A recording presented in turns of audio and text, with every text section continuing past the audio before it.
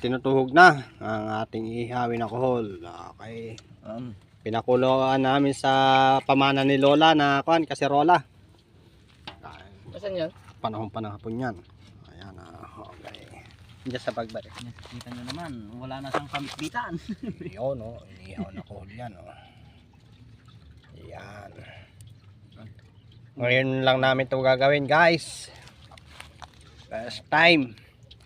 Mag-comment lang kayo kung gusto nyo ng tip. Bigyan namin kayo ng tip. Yan, Lang pera. Ay, kita pala yung Tip kung paano kumuha ng tulya ay... Ba't ang laki ng dalag? Ng dalag. Itlog pala. Kakainin lang ng kanyan. Yun, no. Yan. Nasaan na yung nahuli natin yung dalag sa Yung nahuli sa kapa? Ayan, yan, no. Yun.